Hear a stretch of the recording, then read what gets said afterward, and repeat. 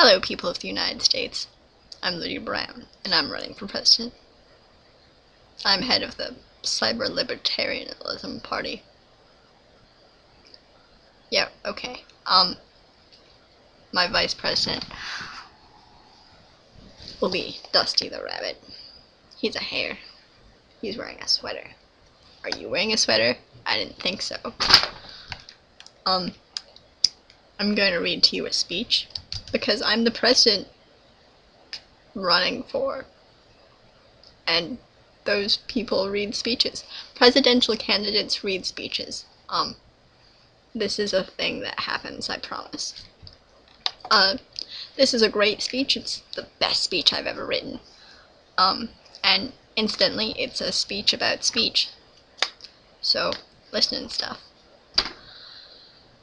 So the First Amendment of the American Constitution is the right to free speech, which has been extended through implied powers to a general sense of expression being verbal, nonverbal, visual, and symbolic. Verbal being the way you talk, nonverbal being the way you body language. So it protects American Sign Language, for example. Visual being movies, web pages, reading stuff, and symbolics free speech. I guess that would be like art. Yeah. But there are exceptions to the rule, exceptions that the Constitution doesn't protect, like defamation, which is a publication of a statement of an alleged fact which is false and which harms the reputation of another person.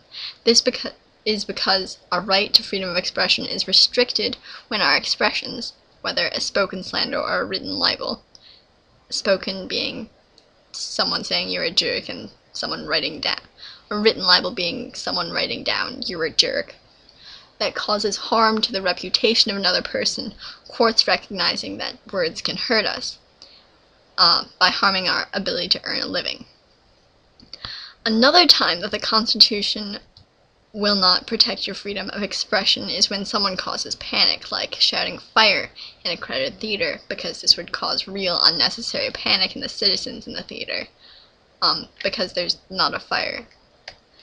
And this is a crowded theater, and they're gonna be like, fire exit? We didn't practice our fire drill. For defamation, let's say someone calls you a jerk, and you're like, well, everyone believed you, and now I can't run the Humane Society anymore because people think I'm eating cats. And the Constitution would be all like, hey, you shouldn't have done that. Money will happen, I guess. Because the first person who called you a jerk just violated that First Amendment.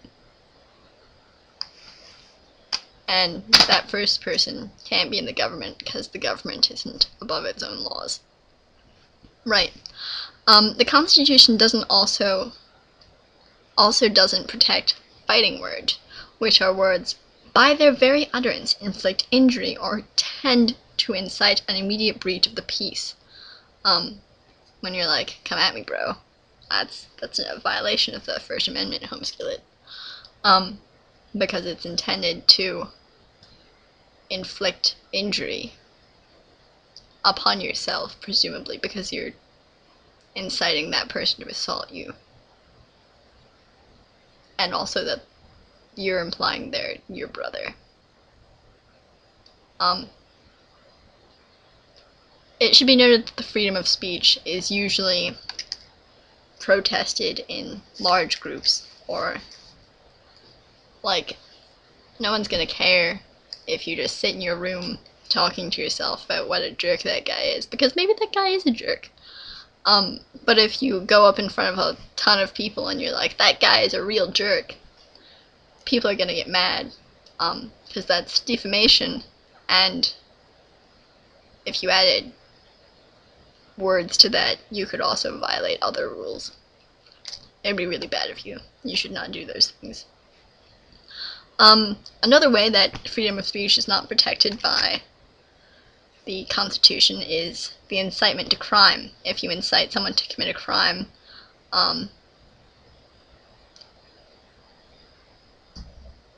you will not be protected by the Constitution. The Constitution will be all like, no, I'm not gonna protect you. You're on your own, bro. It's also a crime to incite someone to commit a crime. It's bad for your health. Obscenity is usually protected by the First Amendment, although what is considered obscene to varying parties differs wildly from person to person.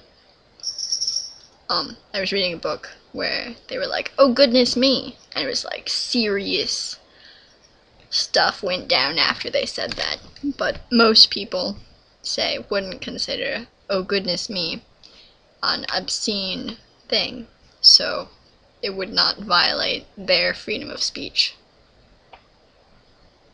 or their offensiveness signal. Free speech is basically the right to express any opinion in public without censorship or restraint by the government. Although, for the previous examples, the government's not going to protect you. As president, I will protect free speech to the best of my ability. Free speech is pretty important to me because I am a cyber-libertarianist. And I will try to prevent censorship against the internet. Because censorship is the act of changing a message, including the change or deletion, complete elimination of the message, between the sender and the receiver, and that stuff is bad. Because what if this guy A, this is guy A, he's all like, hey, want to come to a party at 4? And that message goes out, and it's supposed to go to this person, but the government over here, this is the government, this other symbol is the government, and they're like, no, we're gonna change this message, and it's gonna be censored, because 4 o'clock is illegal now. And they're like, now it's gonna be at 3, and this person is like, oh, so I should go at 3, because they don't know stuff has been censored. And this person's like, wait, why are you here an hour early? And it'll cause panic and awful, and censorship is bad, guys. So I hope you enjoyed that. That was 7 minutes long, I'm sorry. Please vote for me. When you vote with the stuff, that'd be great. I'm a cool person. Yep. So, vote for Brown. Brown for the win. Yay.